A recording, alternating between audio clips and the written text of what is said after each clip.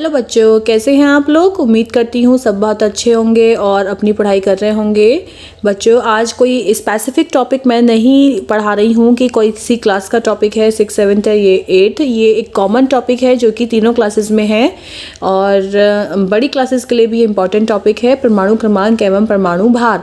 तो सबसे पहले मैं आपको इसके लिए बताऊँगी कि पदार्थ, कोई भी वस्तु जो कि पदार्थ है, जैसे कि ठोस है, द्रव है या गैस है, कोई भी पदार्थ है वो अणुओं से मिलकर बना होता है। ये आपको पता ही होगा, मैंने पहले भी बताया हुआ है। कोई भी पदार्थ है वो अणु से मिलकर बनता है और अणु जो होता है वो परमाणु से मिलकर बनता होता है। लेकिन परमाणु वह तत्व है या वह चीज़ है जो कि किसी भी चीज़ से मिलकर नहीं बनी होती, मतलब उसको हम विभाजित नहीं कर सकते हैं, तोड़ नहीं सकते हैं। लेकिन ये परमाणु के अंदर होता क्या है, इसके लिए बहुत सारी हाइपोथेसिस हैं, वो मैं अभी आपको नहीं बताने वाली हूँ। सिर्फ मैं आपको ये बताऊंगी कि परमाणु में 3 कण होते हैं। ठीक है, आपने पढ़ा होगा 3 कण होते हैं, इलेक्ट्रॉन, प्रोटॉन और न्यूट्रॉन। ठीक है, इनको डिटेल में लिख देती हूँ। ये है इलेक्ट्रॉन, प्रोटॉन और न्यूट्रॉन। ठीक है, 3 कण होते हैं परमाणु के अंदर।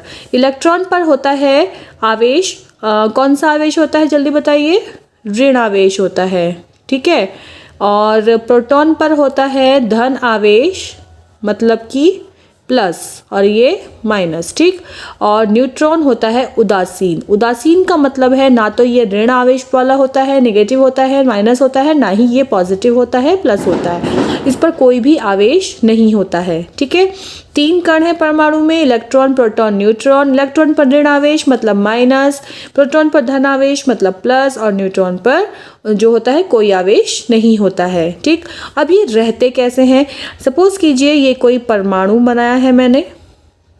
ठीक है, इसमें एक बीच में जो होता है, आपको पता है कोई भी सेल होती है उसमें बीच में न्यूक्लियस होता है। ऐसे ही न्यूक्लियस को हिंदी में बोलते हैं नाभिक। ठीक है, केंद्रक है। इसमें जो होता है वो नाभिक होता है।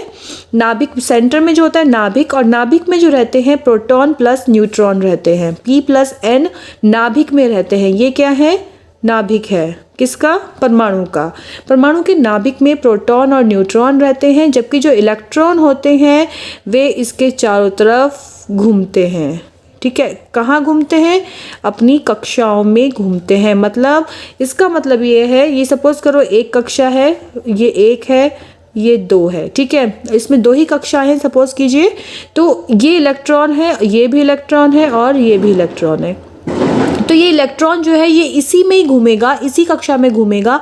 ये नहीं कि ये जंप करके इसमें आ जाएगा ऊपर। ठीक है, ऐसा नहीं होता है। ऐसा होगा तो उसके लिए आप जब बड़ी क्लास में पहुंचेंगे तो आप डिटेल में पढ़ेंगे कि वो किस कंडीशन में होता है। लेकिन आप अभी ये समझिए कि ऐसा नहीं होता है। अगर ये इलेक्ट्रॉन अपनी इस कक्षा में घूम रहा है तो ये ऐसे ही घूमता रहेगा। ये वाला यहाँ घूम रहा है सेकेंड कक्षा में, तो ये दूसरी कक्षा में ही घूमता रहेगा, ये पहली वाली में नहीं आएगा। ठीक है, तो इलेक्ट्रॉन ने चारों तरफ चक्कर लगाया और प्रोटॉन और न्यूट्रॉन जो है वो बीच में नाभिक में रहते हैं। अब आती है बात परमाणु क्रमांक की, कि परमाणु क्रमांक होता क्या है। तो परमाणु क्रमांक होता है, परमाणु क्रमांक बराबर इलेक्ट्रॉनों की संख्या बराबर प्रोटॉनों की संख्या। ठीक है, मतलब जितने किसी तत्व में इलेक्ट्रॉन होते हैं उतने ही उसमें प्रोटॉन होते हैं। कोई तत्व लिया, सपोज हमने ना सोडियम लिया, Na क्या है, Na सोडियम है, हमने सोडियम लिया। सोडियम का परमाणु क्रमांक होता है 11।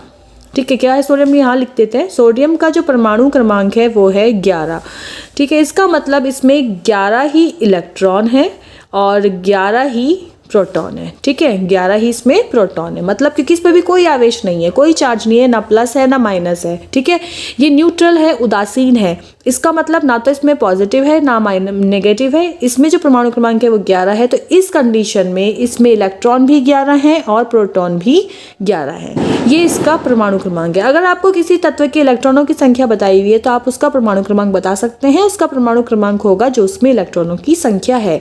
सपोज कीजिए किसी तत्व में, मैं तत्व का नाम नहीं बता रही हूँ, तत्व में इलेक्ट्रॉन है 6। ठीक, तो बताइए उसमें उसका परमाणु क्रमांक क्या है और उस तत्व का नाम क्या है। ये क्वेश्चन है आपका, जल्दी से सॉल्व करके मुझे बताइए कि किसी तत्व में इलेक्ट्रॉन है 6 तो उसका परमाणु क्रमांक कितना है और वह कौन सा परमाणु है। मैं किस परमाणु की बात कर रही हूँ, 1, 2, 3, 4, 5।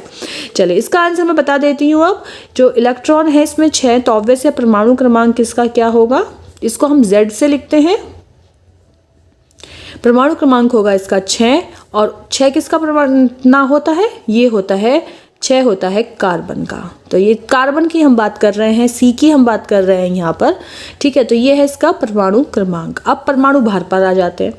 परमाणु भार होता है, ये आपको थोड़ा सा याद करना पड़ेगा, परमाणु भार या इसको हम द्रव्यमान संख्या भी कहते हैं, ठीक है। द्रव्यमान संख्या भी कहते हैं इसको हम, परमाणु भार को। द्रव्यमान संख्या और परमाणु भार क्या होता है, P+N। जो ये हमने देखा था ना, नया नाभिक में अंदर रहते हैं जो P और N रहते हैं नाभिक के अंदर, वही इन दोनों को ही जोड़कर जो आता है वो होते हैं द्रव्यमान संख्या या परमाणु भार, ठीक है। इसको हम डिनोट करते हैं A से। तो A बराबर P+N, मतलब परमाणु भार बराबर प्रोटॉनों की संख्या प्लस न्यूट्रॉनों की संख्या, ठीक। इसके न्यूमेरिकल्स मैं आपको नेक्स्ट वीडियो में कराऊंगी। होपफुली आपको ये समझ में आ गया होगा। So keep watching the videos. Thank you, bye.